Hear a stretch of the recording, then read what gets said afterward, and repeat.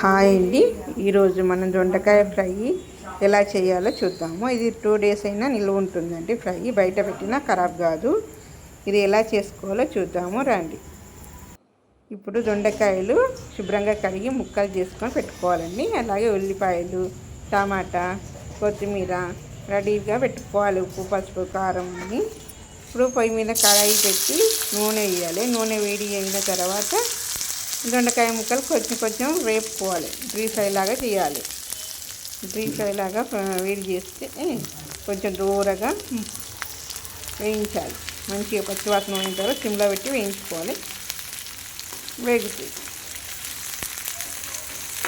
ఇలా చేస్తే 2-3 రోజులైనా నిలువ ఉంటుంది. ఖరాబ్ కాదు. కడిగి బాగుంటుంది. టేస్టీగా ఉంటుంది. దొండకాయ ఇష్టపడిన వాళ్ళు కూడా చాలా బాగా ఇష్టపడతారు. ఇలా వేసుకొని పక్కన వేగిన తర్వాత వేరే గిన్నెలోకి తీసుకోవాలి. వేరే గిన్నెలో వేసుకొని మిగతాయి కూడా కొన్ని అదే నూనెలో ఫ్రై చేసుకోవాలి. మిగతాని ఇలా ఫ్రై చేసుకొని పక్కన పెట్టుకోవాలి. అన్నీ వేపుకొని ఇట్లా గిన్నెలో వేసుకోవాలండి. వేగిన తర్వాత కొద్దిగా అదే కడాయిలో కొంచెం ఆయిల్ మిలిగి ఉంటుంది కదండి, అదే ఆయిల్లో ఉల్లిపాయలు వేసుకోవాలండి.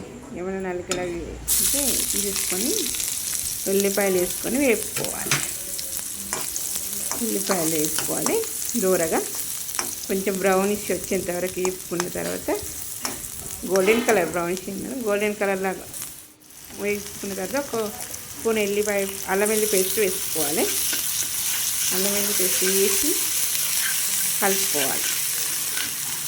తర్వాత కొద్దిగా పసుపు కూడా వేసుకోవాలి. పసుపు వేస్తే ఏంటంటే ఉల్లిపాయ తొందరగా వేగుతుంది. అల్లం వెల్లి పేస్ట్ కూడా గిన్నె కట్టుకోదన్నమాట, మంచిగా ఉంటుంది. అయిన తర్వాత ఇవి కొంచెం వేగిన తర్వాత టమాటా కూడా వేసుకోవాలి. వేపుకోవాలండి. టమాటా వేసి కొంచెం మగ్గబెట్టుకోవాలి. టమాటా అంతా కొంచెం మగ్గిన తర్వాత మెత్తగా అవ్వాలి. టమాటా ఉడికిన తర్వాత నీళ్ళు అనేది అసలు ఇలా వేయకూడదండి. అదే నూనెలో మగ్గుతుంది టమాటా. ఆ టమాటా వేగిన తర్వాత వేపి పెట్టుకున్న దొండకాయలు ఉన్నాయి కదా పక్కన, అవి ఈ టమాటాలో వేసి కలుపుకోవాలి. మొత్తం కలపాలండి. టమాటాను దొండకాయ మొత్తం కలిపేసేయాలి. మంచిగా కలుపుకున్న తర్వాత కొంచెం కారం వేసుకోవాలి. సరిపోయినంత మీ టేస్ట్ సరిపోయినంత కారం వేసుకోవాలి. కారం వేసుకొని కలుపుకోండి.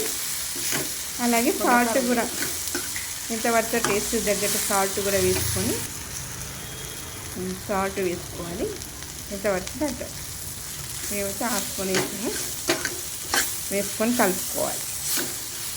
ఇది మొత్తం మొత్తం కలిసిపోయేంత వల్ల కలుపుకోవాలి. దొండకాయ ఉప్పు కారం అన్నిటికి పడాలి. తర్వాత కొంచెం కొత్తిమీర వేసుకోవాలి.